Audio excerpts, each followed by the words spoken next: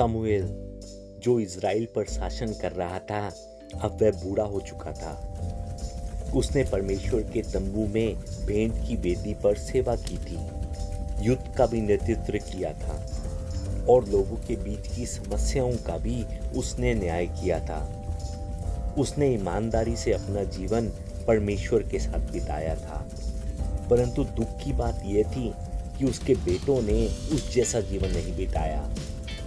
एक दिन लोग शमूएल के पास आए और उससे कहने लगे, दूसरे देशों की तरह हमारे लिए भी एक राजा नियुक्त कर। इस बात पर शमूएल बहुत हैरान था और उसने परमेश्वर के सामने प्रार्थना की। उसने यह सोचा कि परमेश्वर इजराइलियों के इस अनुरोध को अस्वीकार कर देगा, परंतु परमेश्वर ने उससे कहा कि लोग तुझसे जो कुछ कह रहे हैं उसे सुन।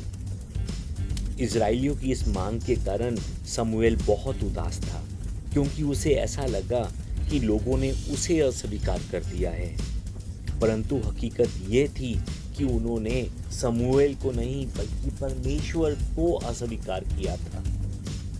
उनकी इस मांग पर परमेश्वर शमूएल से भी ज्यादा दर्द में थे।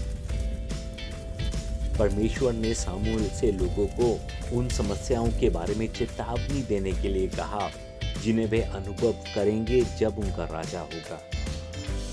वे एक मजबूत और शाही राज्य की उम्मीद कर रहे थे, लेकिन उन्होंने यह कभी नहीं सोचा था कि उन्हें राजा की गुलामी करनी होगी और अपने बच्चों को भी सैनिकों के रूप में राजा के नीचे भेजना होगा। वास्तव में जब लोग इसका अनुभव नहीं करते, तब तक वे नहीं जानते। लोगों को बताया कि यदि कोई राजा होगा तो क्या होगा, परंतु लोगों ने शमूएल की एक ना सुनी और वे चिल्लाए कि हमें एक राजा दे, हमें एक राजा दे, युद्ध में हमारा नेतृत्व करने के लिए हमें एक राजा दे। शमूएल कीश के पुत्र एक बन्यामीनी युवक शाऊल से मिला।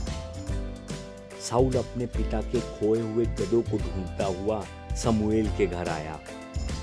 उस रात उन्होंने बहुत बातें की।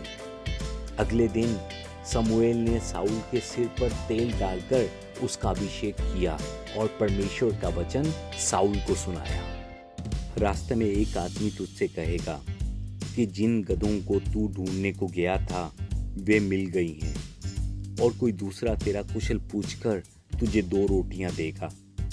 वहां तू पलिश्तियों की चौकी पर आएगा और तू नबी की तरह भविष्यवाणी करेगा। फिर तू परमेश्वर के मार्ग का पालन करना और एक राजा के रूप में अपना कार्य करना। तू मुझसे पहले गिलगाल को जाना। जब तू गिलगाल में होगा, तब मैं वहां आकर तेरे लिए होम बलि और मेल बलि चढ़ाऊंगा। तब शाऊल चला गया। शमूएल ने जो कुछ उससे कहा वह सब सच हुआ, परंतु शाऊल ने परमेश्वर के पर्वत पर मिले पलिश्ती सिपाहियों को ना तो बाहर निकाला और ना ही वह गिलगाल को गया जहां उसने शमूएल से मिलना था। शमूएल ने इजराइल के लोगों को मिस्पा में यहोवा के पास इकट्ठे होने के लिए बुलाया। अब हम इजराइल पर एक राजा नियुक्त करेंगे। शमूएल किसी राजा को नहीं चुनता, बल्कि एक आम व्यक्ति को राजा बनाता है। जैसे यहोशू की किताब में अकान जैसे पापी को ढूंढता है, वैसे ही वहां इजराइल के 12 में से बेन्यामीन के गोत्र को चुना गया और अंत में कीश के पुत्र शाऊल को राजा नियुक्त किया गया। परंतु शाऊल का मुंह शमूएल के सामने ना रहा, क्योंकि उसने वह नहीं किया था जो शमूएल ने उसे करने के लिए कहा था। तब लोग शाऊल के पास इकट्ठे हुए। तब शमूएल ने कहा, वह परमेश्वर द्वारा चुना गया व्यक्ति है। इस देश में उसके जैसा और कोई नहीं है।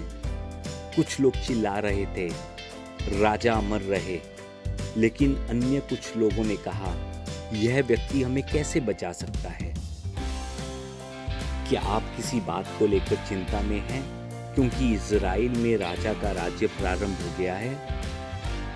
यदि आप बाइबल को पूरा पढ़ते हैं तो आप जान सकते हैं कि इजरायली पीड़ा और पछतावे में नष्ट हो जाते हैं। बाइबल का इतिहास हमें बताता है कि हम इन गलतियों को फिर से ना दोहराएं और केवल परमेश्वर पर विश्वास करें और परमेश्वर को अपना राजा मानते हुए केवल उसी की आज्ञाओं का पालन करें।